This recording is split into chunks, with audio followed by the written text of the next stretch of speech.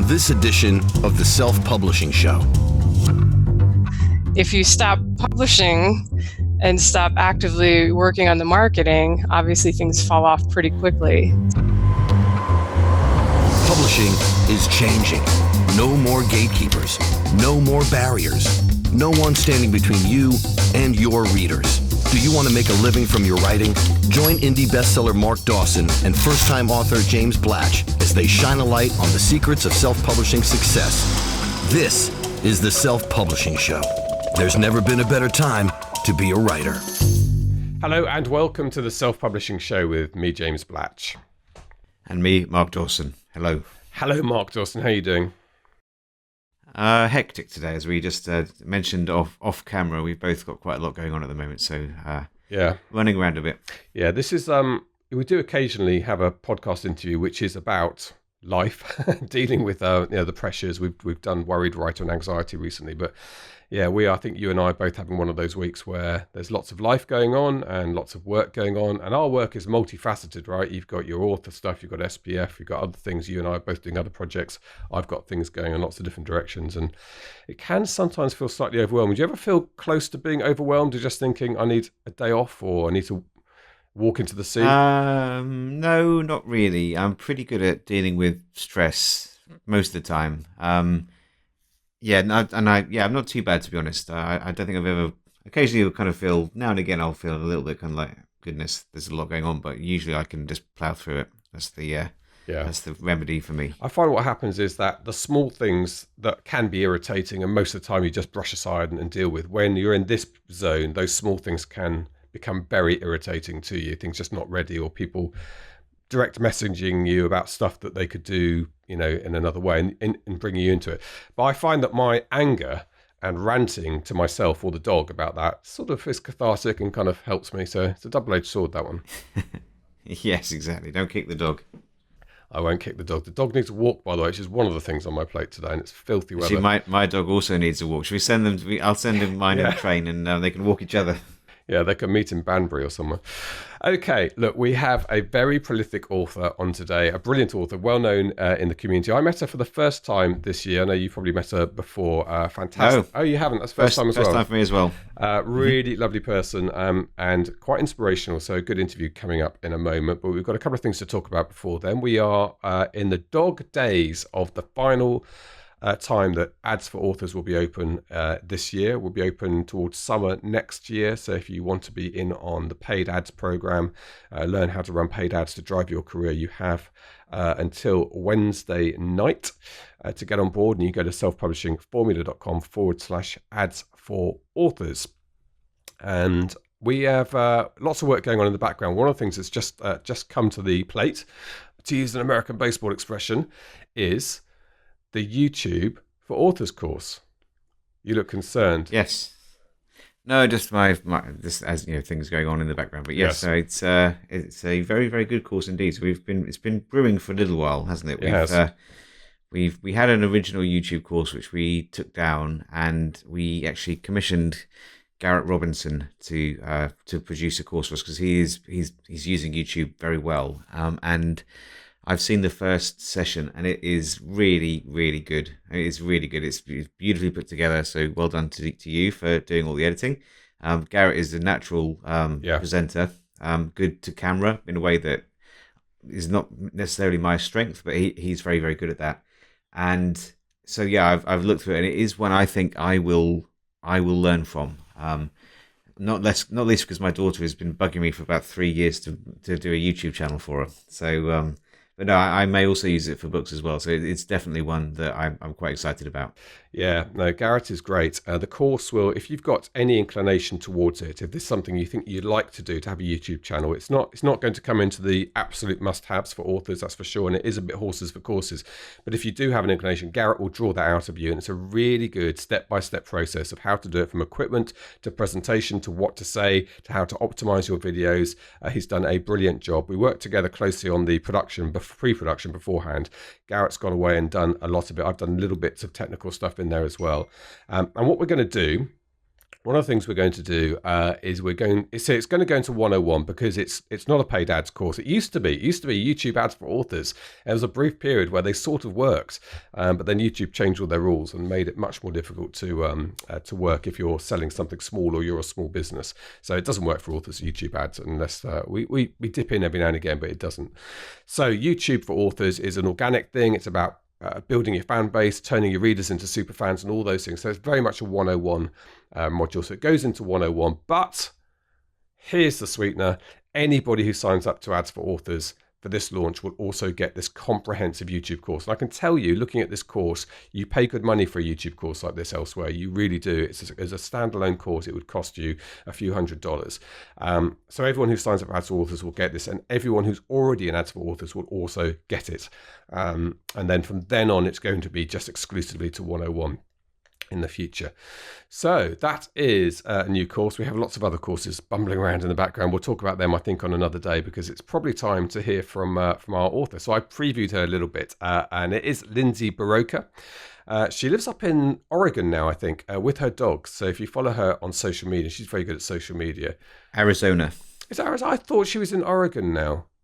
I think she's either moved to Arizona or she's moved to Oregon from the other place. I can't remember exactly. Okay, and she's a great author, sci-fi, fantasy.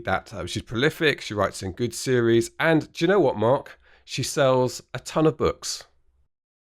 She does, yeah. She's done really well. She's I think she's certainly a 6-figure author, might even be a 7-figure author. So she's been at it for a long time. She was fairly well known when I started out, and has just continued to plow away with space opera. She did some kind of sci-fi romance, fantasy, which is originally, I think, at least I came across her first of all for her Emperor's Edge series. So she's been around for ages. She's had a couple of podcasts.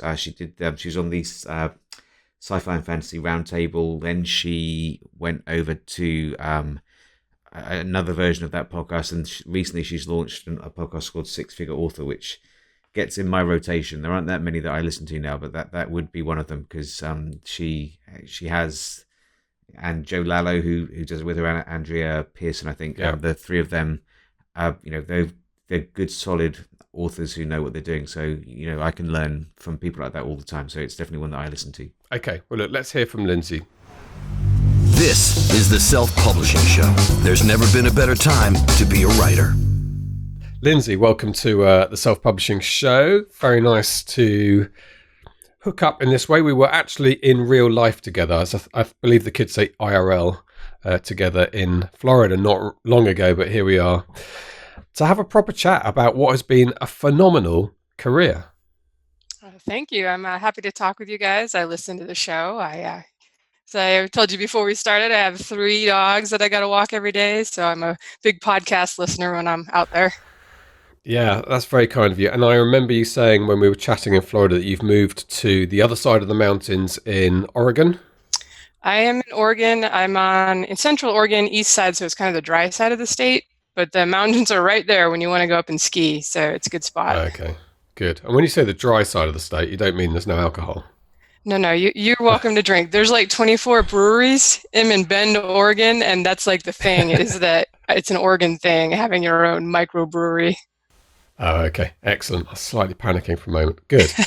Okay, let's talk about you. Let's talk about you starting, I think, probably just at the cusp, really, of ebooks around, where was it, 2010, I think, maybe your first book?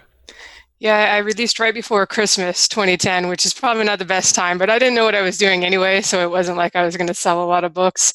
And interestingly, I tell people that I felt I was late because Amanda Hawking had already been a thing. J.A. Conrath was making his $100,000 a month and posting on his blog about it.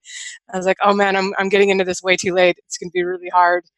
And so even if you're starting today, it's still not too late. Even if you feel that way, you just have to give yourself time. Yeah, it's always easy to think that is because other people are there. And it's what people sort of forget is the market, the consumers grow at the same rate. More people join the internet, more people of different generations and different parts of the world are becoming digital every day. So it's always growing. Okay, so you started off, but 2010, was that kind of been your first writing? Were you doing some writing before? I was actually just getting ready to submit to agents because I finally finished 2 novels, not related because they always tell you, like, don't write a series until you get your first book picked up, which if I had known better, if I knew I was going to indie publish, I would have been working on a series right away. But I'd been on again, off again, and in workshops, and I'd had some short stories published. But I'm not patient, so I was really dreading the agent hunt. And all of the fantasy folks, which was what I was trying to get published, were like, don't send us any of that, like Tolkien-esque Dungeons and Dragons kind of fantasy. We are so tired of that. And I was like, but that's the stuff I love. So I was not really thinking it was going to happen. So when I was actually J. Conrad's blog posts, and I had gotten my first Kindle just a few months earlier, and I saw the potential, and I kind of, like, within a week, I was just like, oh yeah, this is how I'm going to do it. I'm all on board with self-publishing. And so how did you set about self-publishing those? Did you self-publish both those first drafts you'd written? Yeah, they were pretty polished at that point. I did find an editor, but it took me a couple tries to find the editor I'm now with, and she's done like 70 novels for me over the last, I don't know, I guess for almost 9 years. So it was a little rough going in the beginning because that was just early enough that there wasn't this big industry that's kind of cropped up with like cover artists and editors for indie authors. So you had to go out and like scrounge and try to, my editor was coming out of technical writing.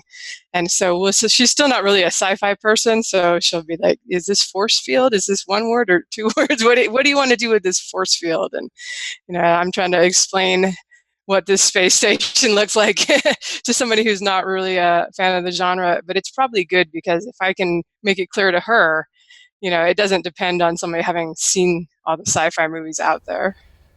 So those first couple of Tolkien-esque books, as you described them, what was your third book? What was your experience of those two, and what led to you moving to sci-fi?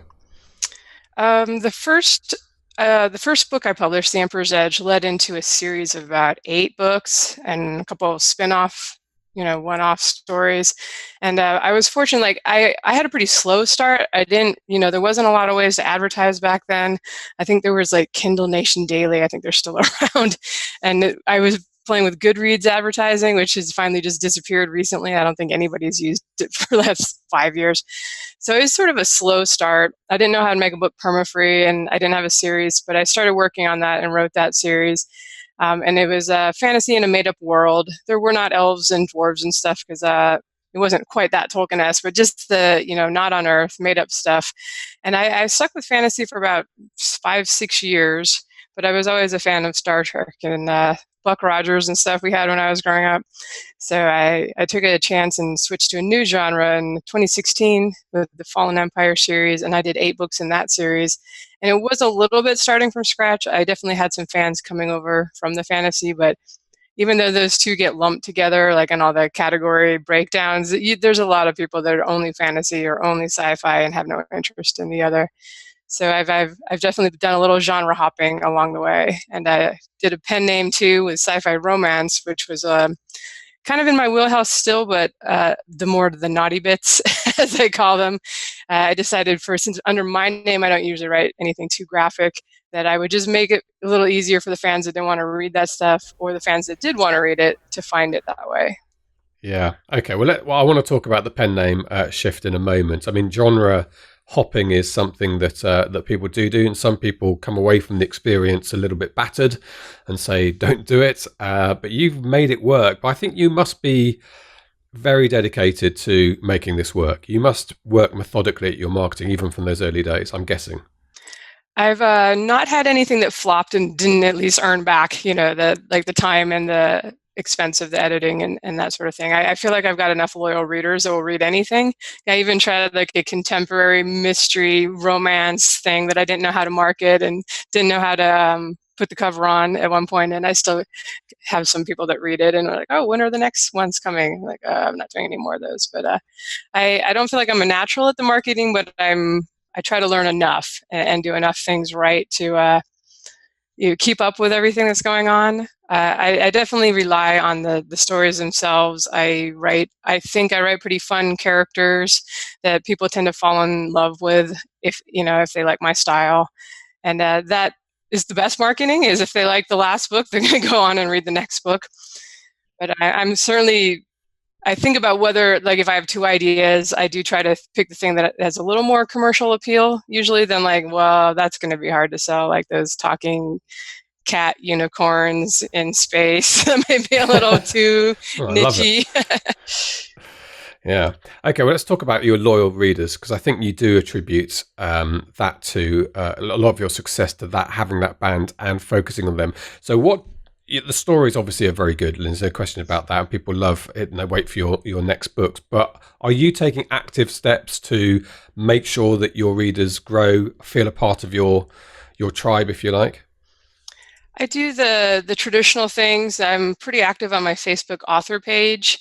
I try to balance between how much time is something going to take and, whether that's going to be worth it. Like, I've avoided doing Facebook groups because I know they can be not only a time sink, but also a little drama fest from my little experience of having one before. And I try to avoid as much of that as I can. But I certainly do the mailing list, newsletter, and I try to make those personable. I tell them about my dogs and my hiking, and if there's something funny happened. Some of the most popular stuff is I sent a picture this summer of I was visiting with my parents, and between us we have 5 dogs. So I was on the bed with all of them in this little vacation place we were staying at. So I sent a picture of that, and that was like the most popular thing that's been clicked on from the newsletter. Did better than all the books. So I try to do enough to make them feel like I'm a real person, and I am as kind of quirky as my characters tend to be. So I think that draws other types of quirky people, especially, and you get a lot of those in sci-fi and fantasy. People identifying with you, which is good. Do you have a mailing list or very active mailing list? I have 3. I have one for the fantasy, one for the sci-fi, and one for the pen name. The pen name's a little bit on hiatus right now, but the sci-fi and fantasy, I felt when I broke out and did the new genre, it would just be, I kind of wanted to do all the things right that I knew I should be doing with my mailing list. So that, in the beginning, I was just like, here's, sign up here to get news if you want it. It was just on my website. I didn't, promote it in the books or anything. So when I started the sci-fi list, I actually wrote a prequel novella to the series from the point of view of the guy that was kind of mysterious in the opening books. So I think a lot of people, I was like, at the end of the book, sign up if you want to get this.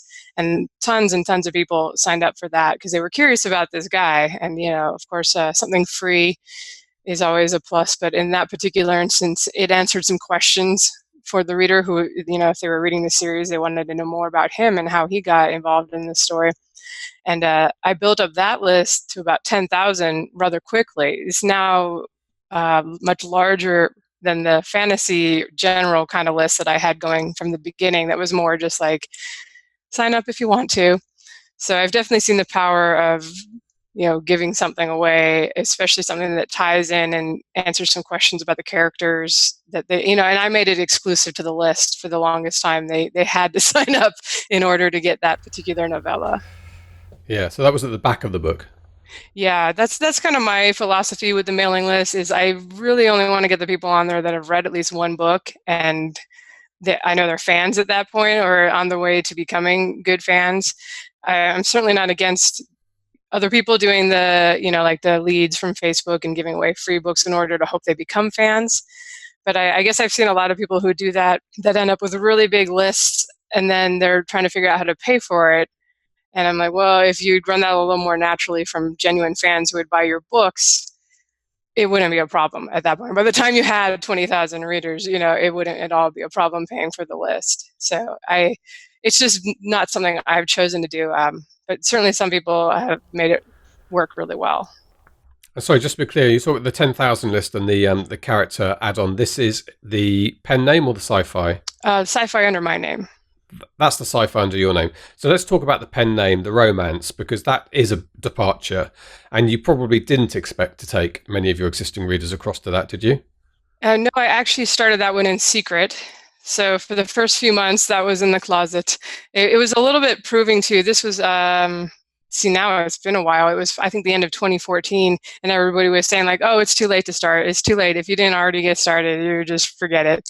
That's never true. That's never the answer. But so I started that one in secret, and I wrote the first 3 books. That was, I think, my first attempt to do the kind of the rapid release thing.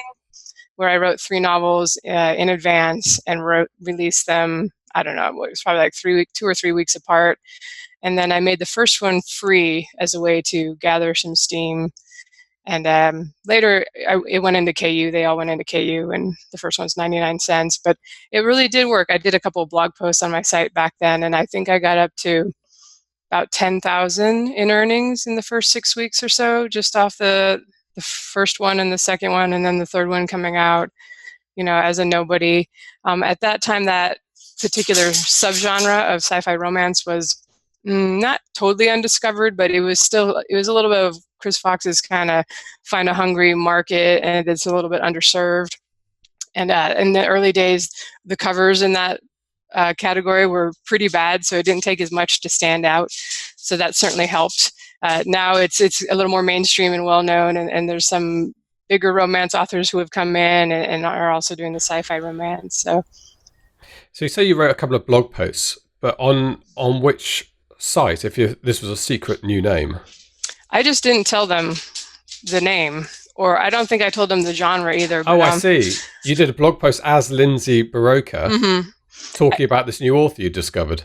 Well, I told them I was doing the pen name and the results without doing anything specific. Okay. I'm with you. Okay. I think by the end of the blog post, I actually did reveal the pen name, so that because my readers were like, "Hey, we want to check it out," and of course, yeah. I had a couple of readers that actually kind of guessed, just because of the writing style, which makes me feel good as an author that, I'm distinct enough that, they were like, this somebody writes like a lot like you. It's, so. And you better tell us what the pen name is so people can look it up. It's Ruby Lyons Drake, which is because a reader came up with it. It's an anagram of my name. And I thought, wow, that's amazing that you actually made, got all the letters in there and were able to come with it. Kind of sounds like a real name. So I had to use it at that point. But it's been about 1.5 years since I published anything on the pen name, but maybe someday Ruby will come back. And these were romances set in a sci-fi, and I think you mentioned steamy romances set in a sci-fi context, but were they romance first or sci-fi first? I mean, was there, when you set out to write these, what sort of balance were you looking for? I was trying to do enough of the romance to satisfy fans of the genre. I do tend a little more, my stuff usually has romance, but it'll take like 7 books for them to kiss. It's more of a romantic element than pure romance. And so that was always kind of a challenge for me. It was fun because I like the genre as a reader, especially like some of the traditional publishing kind of went in that direction for a little while and then backed out again. So it's really hard to find, now and then there's like a traditional one that comes out. But it's still, I feel like a genre that there's not enough out there. Of like, I enjoyed sort of, mine were like Star Warsy, Star Trek, Firefly kind of esque, not so much on Earth or being kidnapped from Earth, which is a big trope in that subgenre. But I think there's still room out there. I did find that I am actually more successful under my name. I'm probably one of the few people that did a pen name that it is not to make more money. Like, I mean, I wouldn't have minded, Yeah, sure. But that's a pretty small niche of romance overall. There are some people that do really well. They do release a lot, which, that happens. And that's a trend. I release a lot too. I jump around between genres, so that's probably not ideal, but the muse strikes where it does. So have you parked Ruby Lyons Drake? It's just kind of on break for now. I haven't been in the mood to write those. So I'll probably go back again someday and do another series. And at that point, there's still maybe 14, 15 books I did. So I'll have to do a little marketing and try to bring her back to life there. Yeah. That's the trouble with pen names. As a warning to people, if you stop publishing and stop actively working on the marketing, obviously things fall off pretty quickly. So, I'll see people start 3 or 4 pen names and I'm like, well, that's fine, but I wouldn't do that just to take advantage of, I want the Amazon algorithms to be well trained and not screwed up by my other also bots. That's like a short-term thing where you got to think about like, well, in 5 years, do I want those books under some pen name that isn't being purchased at all because I haven't done any new releases, or do I wish they were under my name? And you can always switch, you can do something later where you put both names on the cover. But it is a challenge to keep everything going at once and to keep everything selling.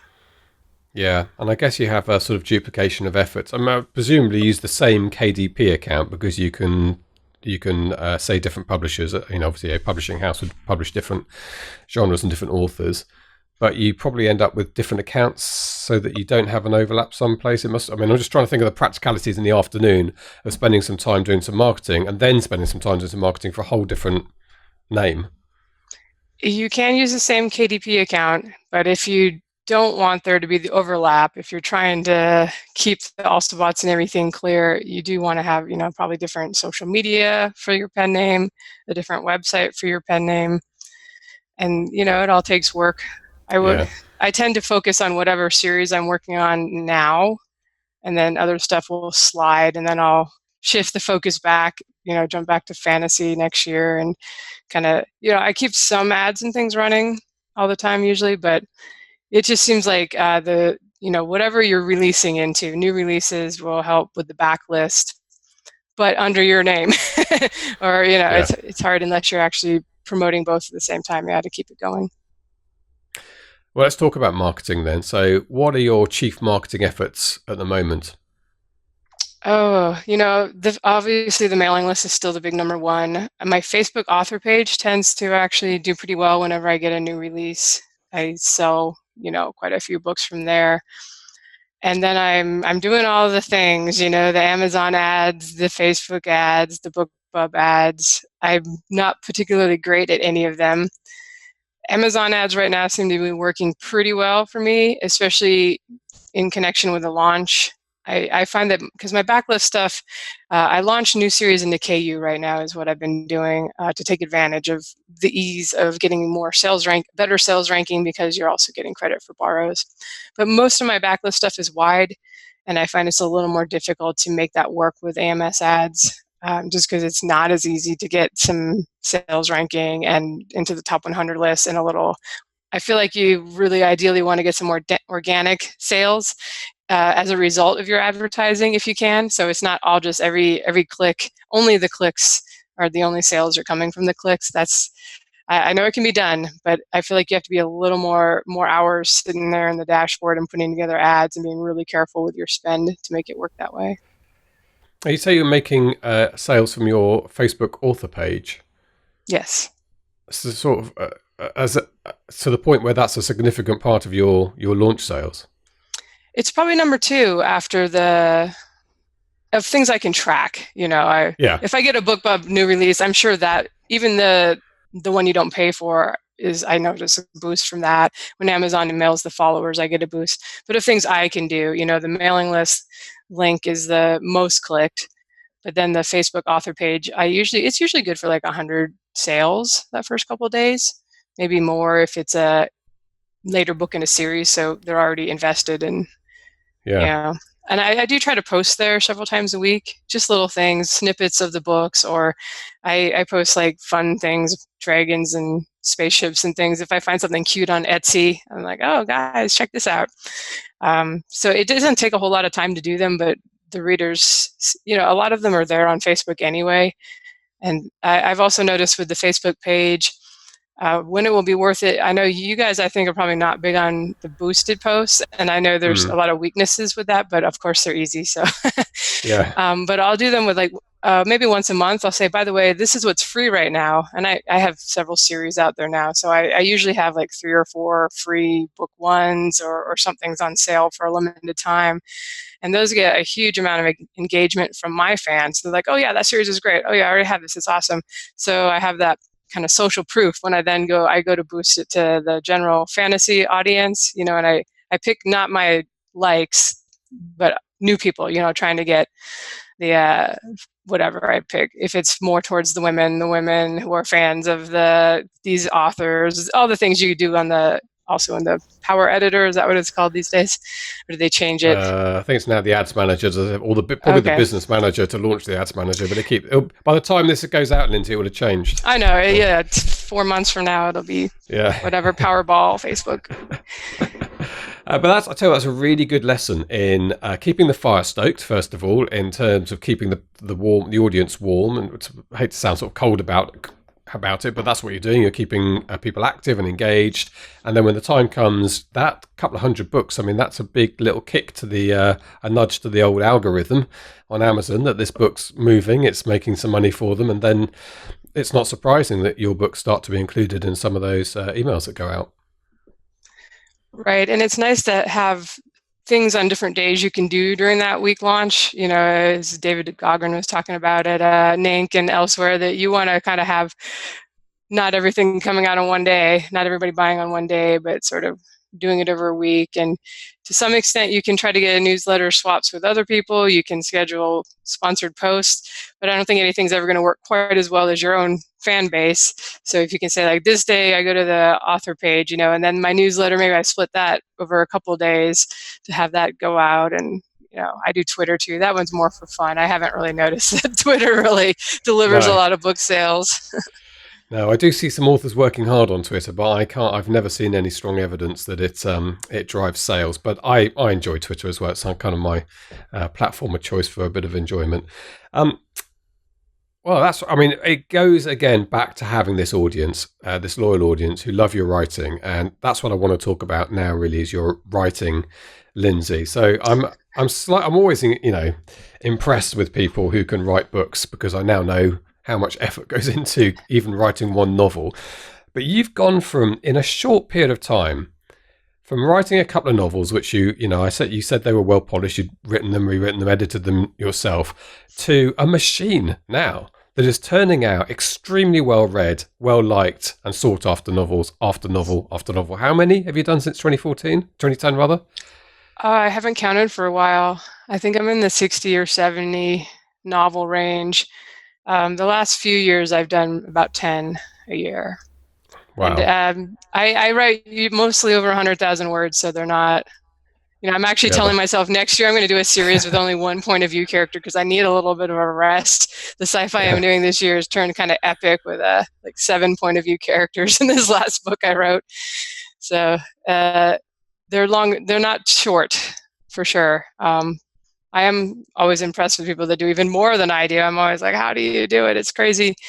But in my case, I started out kind of slow. It took about 7 years for the first novel. I was in a workshop, for a while, and then I went off and played World of Warcraft for a while, came back and got serious and finished one. And then, it just sort of was gradual. The first series, The Emperor's Edge, I was probably writing one every 4 or 5 months. Right. And again, those were 120,000 words-esque. They weren't too short. And it's just kind of gradually gotten faster. I've been motivated along the way by other authors saying, like, well, I wrote my 6,000 words on podcasts. Like, I got my 7,000 words before we recorded today. And I'm like, wow, I'm only doing 3,000 words. I think I need to look at this and get a little more serious. And, and you just get a little more efficient too. I learned to outline. I wasn't an outliner in the beginning, and I learned that helped me not have to throw away scenes or rewrite chapters, because I kind of got stuck along the way. And and editing at this point, I usually do one major editing pass and then send it to my beta readers, and they just kind of point out, this is maybe not how you want this character to come across, or they don't usually ask for huge changes. So I'll tinker a little more and then send it off to my editor. Whereas early on, I don't know how many editing passes I did, back in the days when I was putting them on the workshop. You're like sentence by sentence, like, let me rewrite everything and the thing is, I feel like it's a lot more natural now. The writing's just flowing out of your head and onto the page. So do you think the writing's got better because you tinker less, or because you're just more experienced at getting it right the first time? I think it's a little of both, because I think when you start editing, you've got a different hat on. I think maybe Dean Wesley calls it that. But and you're less like when you're just the whole flow state thing, when you're just kind of seeing the story playing in your mind like a movie, and you're barely conscious of the words as they come out. I think you get a real more natural story, and everything's sort of even and makes sense. And then I'll find when I go back and edit, it's a little harder to just pop into that state to tinker with a couple paragraphs. So I think if in an ideal world, it would just come out perfectly on the first pass. That's not quite how it is. It usually needs some cleaning up. But I'm rarely rewriting scenes super extensively at this point.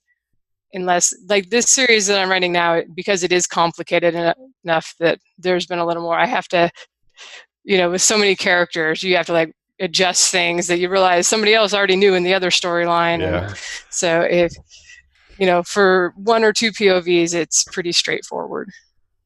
And how are you writing? What word processing are you using? I just use Scrivener.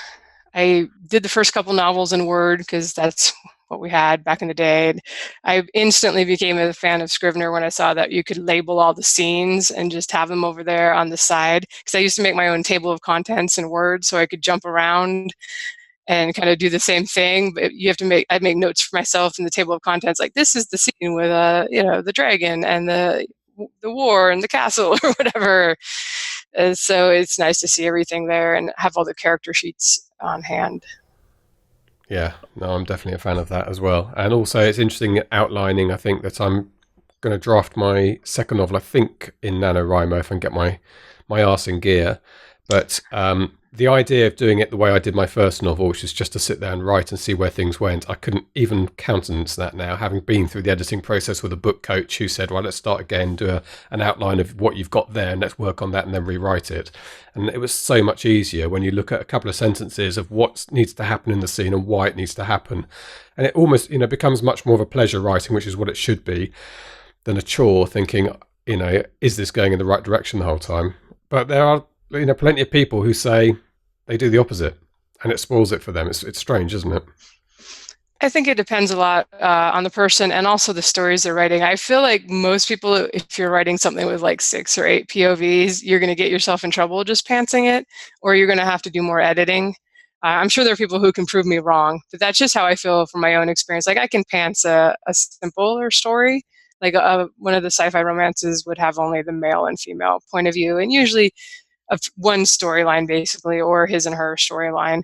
Whereas, you get to like something like epic fantasy when you have stories happening on different sides of the planet or the galaxy, and trying to make sure everything matches up and is in chronological order or as close as you can get. And that, especially when you do a series that you get to like 6, 8 books, I've definitely learned to take much better notes. I do like a story Bible, and then I just make notes to myself, and I still never have good enough notes. I'm like, does this character know this thing that happened, or was it that character that learned that thing? And my first series, I look at the story Bible, and it's like a half a page of notes. I'm like, this is horrible. I think I just thought I'll remember everything.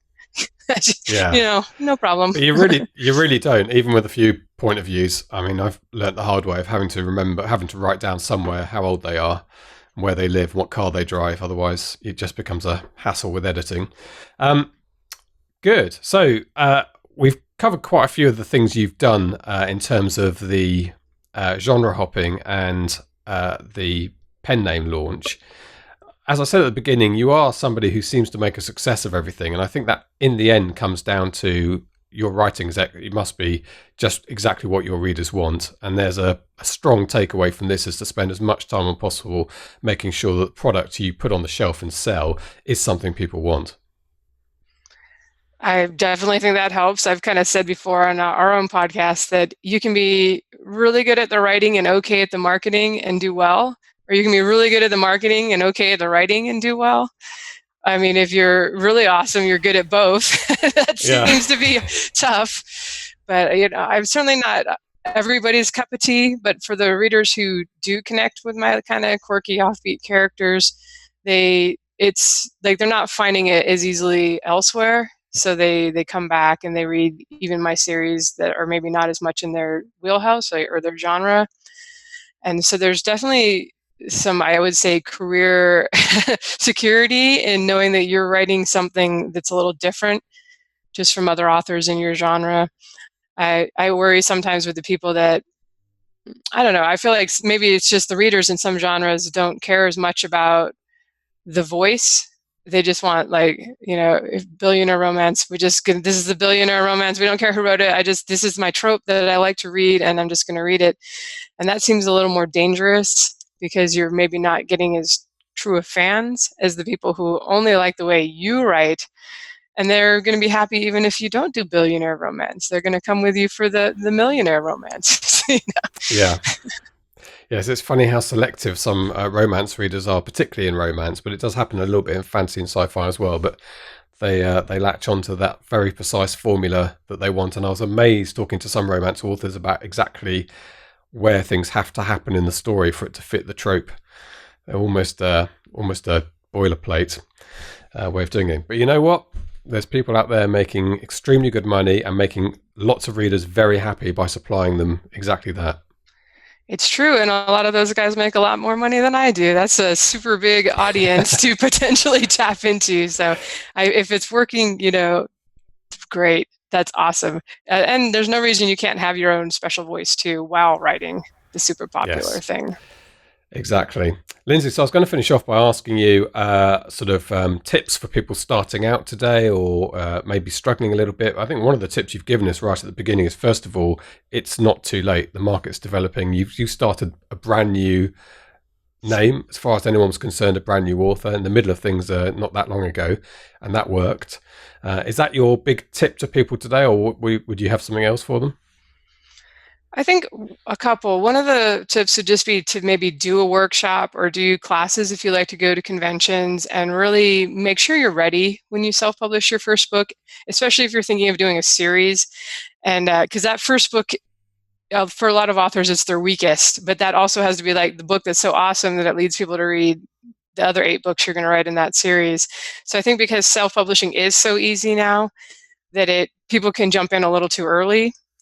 So that's one thing, definitely working with an editor. It was probably my 4th or 5th book that I'd written before I finished one that I was happy with and published it.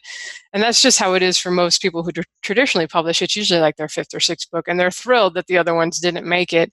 You learn a lot along the way, and it can be tough if you just put it out there and then you don't get the success that you're hoping for, or you do get it, but then you get a lot of 3 stars and you realize, oh, this is not so great. So I think that it's worth taking the time to, however you want to learn the ropes before just jumping into self-publishing. My other thing would be just be willing to give away stuff for free. Not necessarily if you have only one book, make that free, but as long as you're writing that first book, write that prequel novella from another character's point of view, or that explains something that's interesting at the start of your story, and then give that away for free, as an enticement to get people to sign up for your newsletter. Some people get really hung up on, my time is worth so much, I'm not giving away anything for free. But we've seen over and over how effective it can be to give away a free book one when you've got several more for them to go on and buy. And it's actually a sign of confidence in your own work if you're willing to give it away, knowing that they'll go on and buy it. Because if they don't go on and buy it, then there's something there. You didn't quite, get it into the hands of the right reader, or maybe it just wasn't quite ready for prime time yet. So I think, free continues to be a tool that I use. People say it's not as effective for maybe books on Amazon when for a KU subscriber, everything in KU is free. So they're not necessarily looking for the freebies. And I hear that, but I still think that it's super powerful to get people onto your list, to give them a little something extra. And I often do just bonus stories to send out to them in between things. And so it's not always here, please buy this when I send something out. It's like, hey, here's a little Christmas story I made for my characters. It's mostly just a scene, and it's up on my blog, or, it's on BookFunnel. So I think being willing to give out stuff just for fun, for free, to please your existing readers and attract new that aren't yet in with your stuff, but could be someday. It's a good policy just to be willing to do that. Take a little time and give them some extra stuff. Superb. Lindsay, it's been a real pleasure talking to you on the show.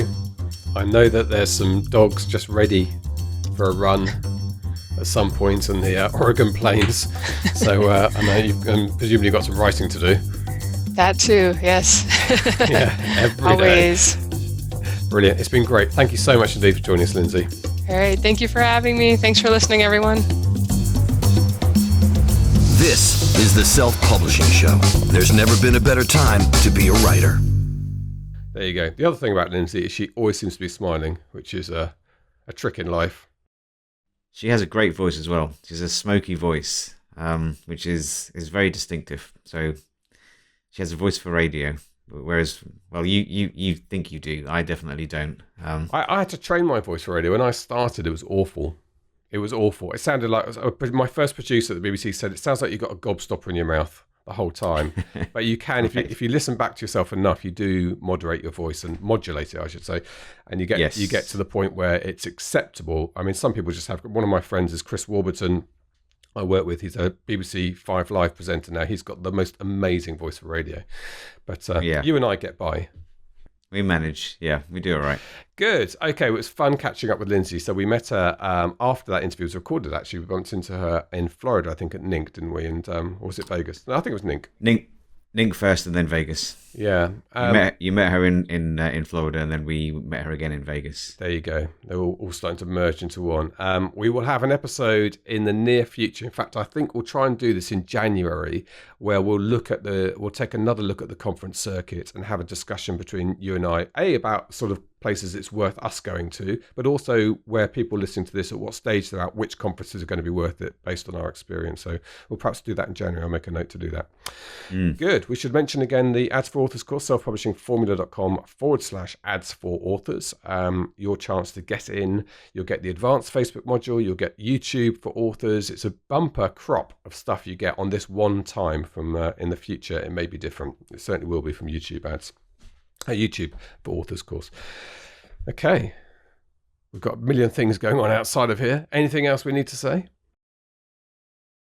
No, I think that just about does it. So yeah, by the time this goes out, we will have been in the final stretch of the ads launch. We will have done our webinar. I think I did one last night with Joanna Penn and her audience, which was the first time I've done some new content on reader funnels, which is something that I've been working on for a while. And that will be in the, if you've missed the webinar that we did, we'll be doing, there's the advanced Facebook ads course, which I'm working on at the moment.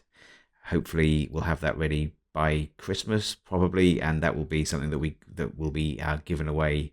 Again, like the YouTube course, we give that away to people who sign up for the ads course this time out. It might not be included next time. There's a reasonably good chance it could be a paid add-on, because it's turning out to be fairly comprehensive. But we'll see. It's certainly for now. If you're a student, or if you've signed up before or you sign up this time, it will be something that you get for free. Good. And then we're going to start talking in more detail about our live conference soon, which is coming up. That's something else is also going on in the background. Right. Great. That's it. Mark, Scout needs to walk. Dora needs to walk. We've got stuff to do. So it only leaves me to say that it's a goodbye from him. And a goodbye from me. Goodbye. Get show notes, the podcast archive, and free resources to boost your writing career at selfpublishingshow.com. Join our thriving Facebook group at selfpublishingshow.com/Facebook. Support the show at patreon.com/selfpublishingshow. And join us next week for more help and inspiration so that you can make your mark as a successful indie author.